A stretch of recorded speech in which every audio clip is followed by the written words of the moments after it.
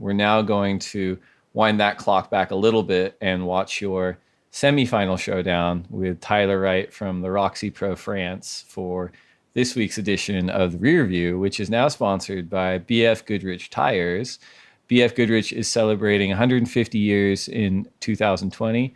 And for all our listeners out there that use social media, if you want to wish BF Goodrich a happy 150th anniversary, you can tag at BF Goodrich Tires and use the hashtag BFG and WSL. Happy 150 to BF Goodrich, and thanks for supporting these conversations. All right, let's get into the rear view. All right, so here we are for the rear view presented by BF Goodrich. This is the semifinals at the 2014 Roxy Pro France. Johanne, this is your rookie season, and as we were just talking about, really tough at the start of the year, a couple of tough results, tricky visa things, no sponsorship support, trying to figure out what the level's like at the championship tour. But you were starting to turn it around. You were getting some really good results heading into this event. Can you kind of walk us through where your head was at here in France?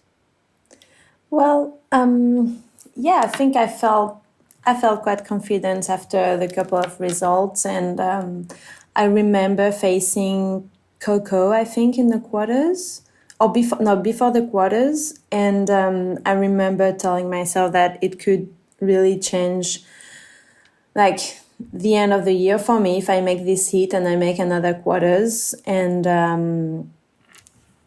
it was kind of tricky conditions, and I made it happen, and it was such a release, especially to do it in France, and I felt like I had something to prove also to the French people, because like you said, I'm from Reunion Island, and it's not the same, I'm not like a Pauline or Alize or Liane. Like, I had to prove myself also to the French people, kinda, and I felt like this event I kind of did, and I was kind of proud. And you were ranked 10th heading into this event, and had you backed yourself up on the qualifying series as well, or were you really fighting for your career to stay on the CT with results in France at this point? Oh no, I always been pretty bad on the QS, and I tried to do the QS on this year, but it was super hard to do both CT and QS. It's two different formats, it's different countries, and it's twice as the money that you also need to travel. So it was a bit hard. So I did like maybe 2 or 3 events, and then after I stopped because I did really bad, and it just was useless to do it. So I was really fighting to be on the top 10. And the conditions out here this morning, you said, were a little bit tricky, but it is at least clean, and I think, when you're having these beach break events in France, you have such wild tidal swings, you've got wind effect, you've got all these things happening. Do you think that your background, having been there every summer and having come up and spent a lot of time, gives you an advantage out at France year over year? Certainly, but a lot of girls, like, in Australia, they have so many beach break too and stuff. So I'm not sure I've got more advantage than someone else. And then Tyler's up on the first ride here. For you, when you compete now or even then, or maybe it's changed, do you like to get the first wave? Does it matter for you? Do you fight for that priority on the first exchange? I remember this year when I was rookie, and the first couple of years, I remember really fighting for it usually. It's always tricky, because sometimes you fight so much for it and it doesn't work at all. And sometimes, lucky you, the peak is like right on you and you haven't done anything for it, It's just weird. So I'm trying not to focus so much on the first wave lately, because it's kind of give you a lot of pressure.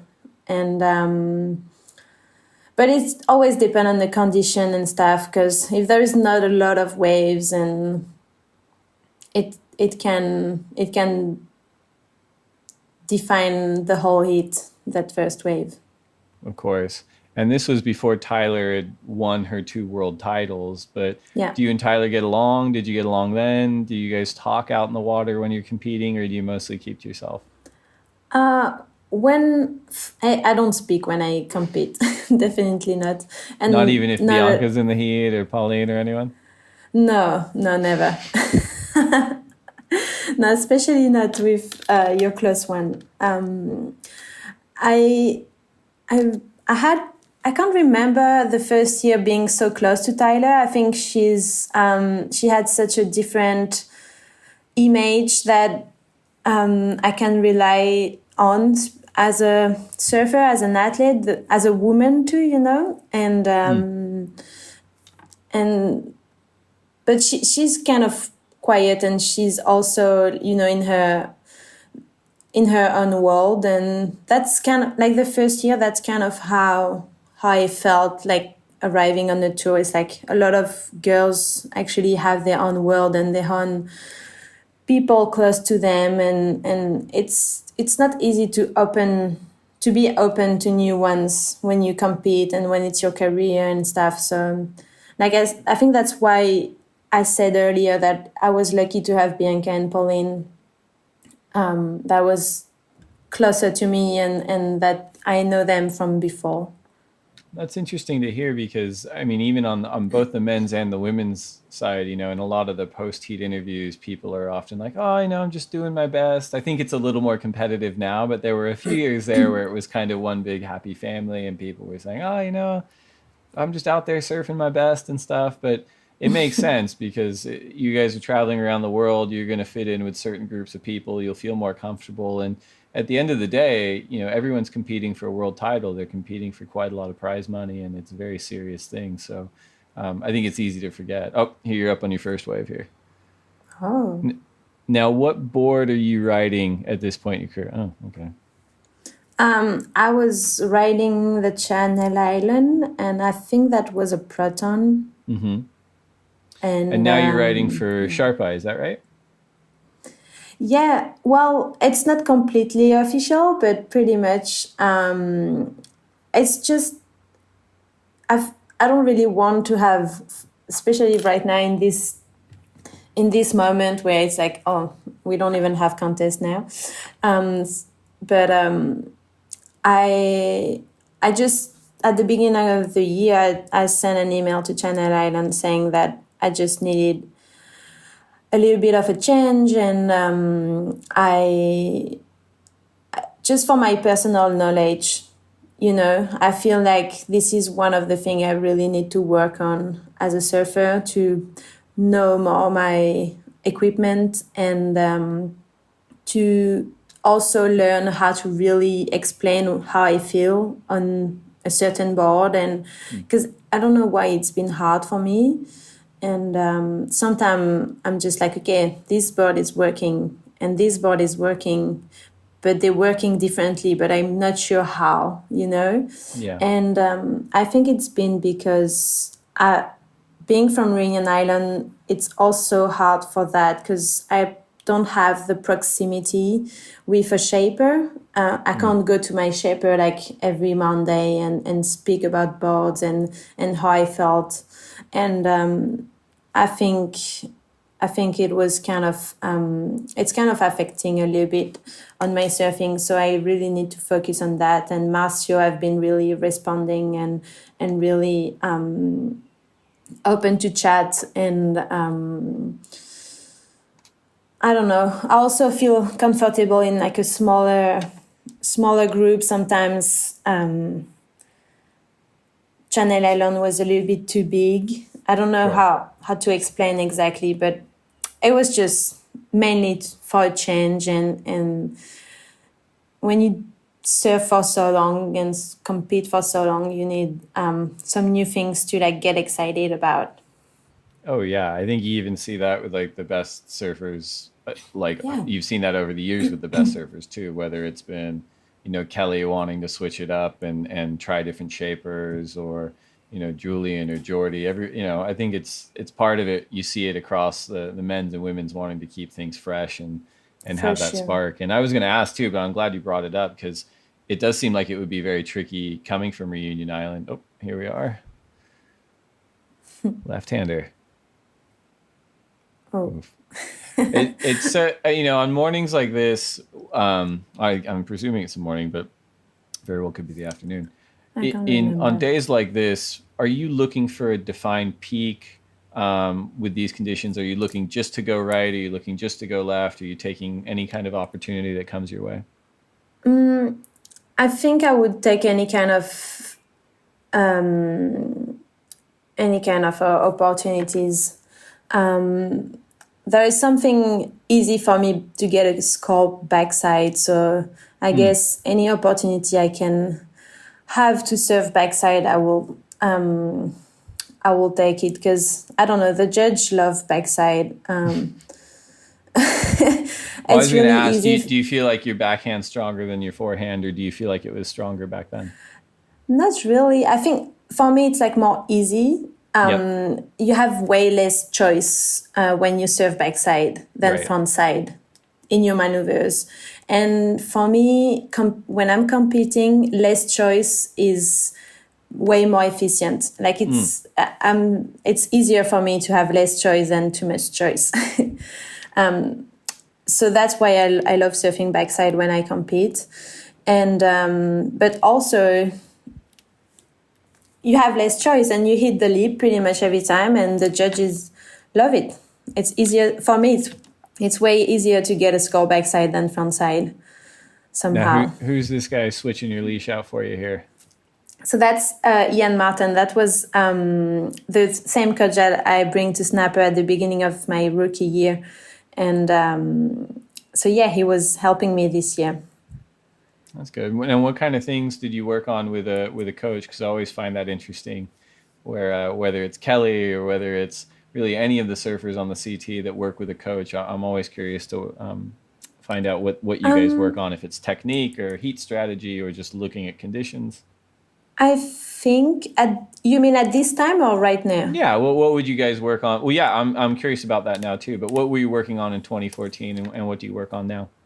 I think in 2014, the main thing was to get some good boards under my feet, because I never had to build a quiver for myself. Right. And that was really hard because I didn't know the waves. And same, like no one really from France have been, like no coach from France have been on the tour traveling around. And, like we just have like Mickey Piquant and Jeremy and Alain Rioux and and some guys from the QS, but no one really did a full like city. And Jeremy is like still walking; he's not coaching. So it was really hard for me to understand like what boards is working for what waves, and to really feel great on every board. So. I think that was the main point, and working on my strength mentally, I think, was the big goal. He was really here to just like give me positive vibes, I guess, around the event Sure. at this time. Well, it looked like it worked, right? Because you started getting those results. Yeah, And you I mentioned think, Jeremy Flores, and I know that he was a huge supporter of you at a few points in your career, yeah. specifically when you needed support just to get around to events. Can you talk a little bit about that? Yeah, well, at the beginning of 2014, he came. I think he sent me a message or something, because he wasn't living in Reunion Island anymore. But or he gave me a call and he was like, "Oh, I'm gonna try. I mean, I want to help you, and I want to help you financially, because I know you're gonna go like." I know what you're gonna go through this year, like on your rookie year on tour, and So I want to help you financially to start your season, to be able to go to Australia and stuff, and to be a bit more relaxed and focused on your surfing, and not like stressing out on money or whatever. So that was really great. I mean, really, really crazy. I wasn't expecting that at all, because he definitely didn't need to do that. And and after that, he came and watched a lot of my eats, and he was the first one to actually talk to me about the boards and the waves and what he knows about it. And so that was also a really cool way for me to know more about the surfing, really, because the girls like Pauline or Bianca would help me a bit more on how it works, like the whole scene and stuff, but we still compete against each other, so it's not like they have their coach, and like we said, like we're here to do our job. So it was great to have Jeremy at this time to talk to me about more about the surfing, and yeah. And do you think that's because you guys connected because you're both from Reunion Island, and you kind of have that I crossover think, shared experience? sure. I think he really understand how hard is it, like I said earlier, again in this heat, like when you're from Reunion Island, you're far away also from Europe and from France and from the surfing industry in France. The surfing industry in France is so small. Everything is in the southwest of France, and if you're not here, if you're not there, like all the year, and people don't see your face and don't see your surfing, well, they forget about you. And so it's already like you already have to prove yourself, like I said, to the French and to the French industry. And I think he understood that, because he just became like all his everything that he done and what his dad done for him was exactly that, like really proving themselves, and then making sure to make people understand that they were doing all the sacrifice, and they were, and after that they decided to, like, I mean, Jeremy was such in another level than me in surfing, so he was so great that straight away they bring him everywhere, and he's been traveling, and it's another story. Like he didn't went he went and lived in Australia. I mean, his destiny was more into surfing than mine when we were younger, definitely. Sure. But he understands that coming from Reunion Island, it's even harder than coming from France. So I think that's how he wanted to help me. It's really cool. And I remember he didn't even really talk about it. I remember it was just sort of a quiet thing, and then it came out, and everyone said, he just did it because he believed in you, and I think that's such a cool thing. Yeah. And I think that's kind of one of those things that we've been talking about is your path has been so unique, and you talk about a little bit coming from Reunion. It's not even being in the surfing center in France and having to work harder for everything, whether it's dialing your boards or getting sponsorship support or getting competitive experience. But there's so many surfers on the planet, they never ever even qualify for the CT. And then of all the surfers on the CT, like very, very few of them ever win. Most never win a CT event, right? And you've won 3 CTs. So do you think that coming kind of from an outsider perspective helped you in a lot of ways in surfing as well? Yeah, definitely. I think, like you said, every path is unique, and it's probably, like I said, I always, like I talk a lot about proving myself, and I think that's what keeps me motivated and hungry. It's because I think I always have this feeling where I need to prove myself and prove my surfing, and maybe maybe that's what give me hunger to go again, and yeah, I don't know. I'm not sure if it's helped me to win an event or not, but I could never imagine I would won a city event, seriously. Like it was hard for me. It's always hard to imagine. And I don't know. It just happened. Well, I mean, It's I hard. I'm remember not this sure. heat. I remember this heat specifically too, because I think Ross Williams was in the booth, and you were a rookie, and you were a very, very good surfer. But I think a few of the turns you did in this heat, even Ross said, "Oh wow, that was very, very vertical and very, very explosive." And I think that, if I remember correctly, your rookie season, that was one of those things where you just seemed to get better and better and better and more impressive. And Yeah. maybe people didn't believe that I've you could surf at that level, but you did very, yeah. you disproved that really quickly. Yeah. Yeah, I think I was just so stressed at the beginning of the year, and Of everything course, yeah. was kind of like blocking my surfing, and I think that was the most frustrating. It's because I just, for once in my life, I was competing in amazing waves, you know? Because the QS and the juniors, like maybe one time out of 10 events you have like great surfing, but usually it's pretty crap. And so it was so frustrating, and I just couldn't show my surfing.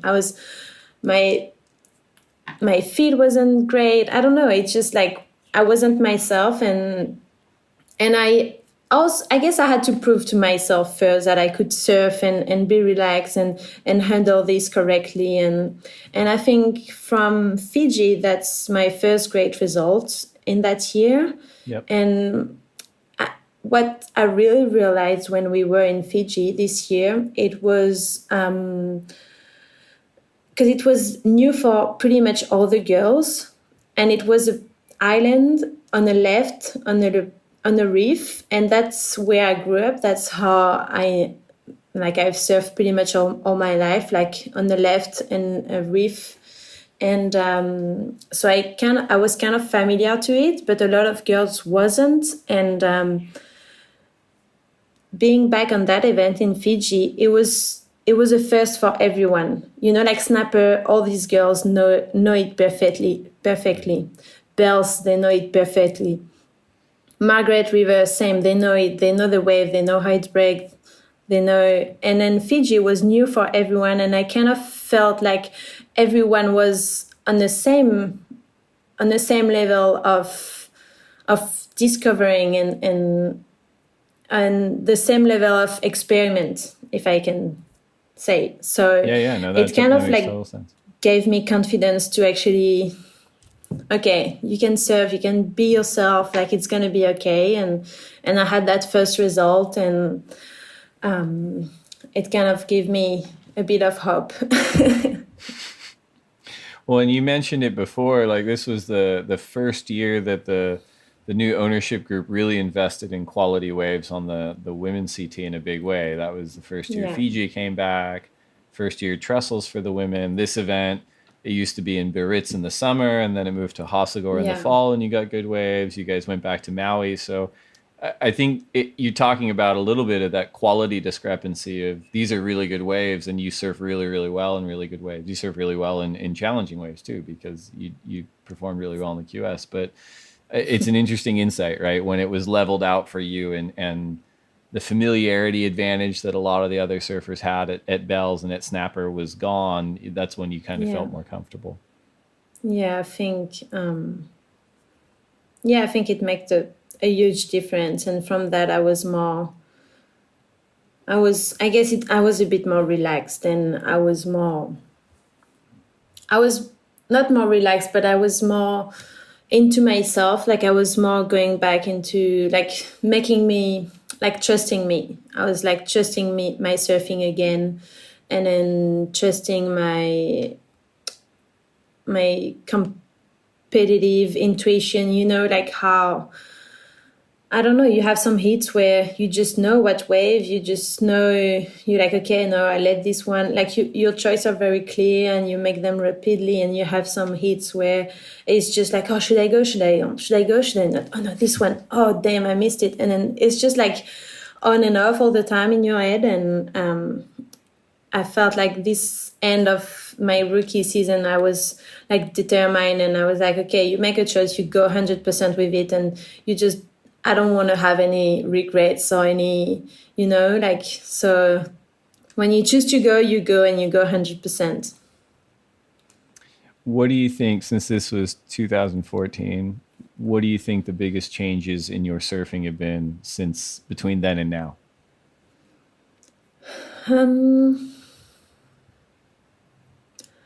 Why it's hard. I don't know. I've always been like a powerful surfer. I've got like strong legs, and it's also a year where I've been being on a tour compared to the QS also have been really helping me to accept myself as a woman, because there's some girls like Tyler in this hit, like Carissa, like Lakey and stuff, and they train so hard, and they look super strong and super fit women, and like Sully, and there's many others. I don't want to name everyone, but I just felt a bit more like I was a strong female athlete, and it gave me, and from that I was like, yeah, I'm just gonna work that at my advantage, and I'm gonna work strong into my physical training to be able to be even stronger in my surfing. I think I really saw a lot of, like, that was kind of my point of view, and what my coach at home were trying to give me. It was, I know I'm getting a little bit out of your question, but this is your show. It's really, I think my physical training really helped me to improve my surfing. Right. And from that I've been more, and it's helping me to be more stronger in my head, and I think all of that slowly, like, put together made my surfing really like improve, and being more stronger and more consistent. And because the turn I'm doing in that heat, like the kind of layback and the carves, I'm not sure I'm doing much better this year, like, right. I'm not like, but the thing when you compete, you have to do this every single hit. If you want to hit every single wave, every single hit, you have to be that strong, and a lot of the time when we lose, I think for everyone is like when we can't really show our surfing. For sure. And yeah, I mean, that was an amazing conversation. So thank you for the REARVIEW episode presented by BF Goodrich. Do you like that? Well, if so, subscribe over there and then watch more videos over there. And then tell us your favorite videos down there. It's a 3-step process. Do them all now.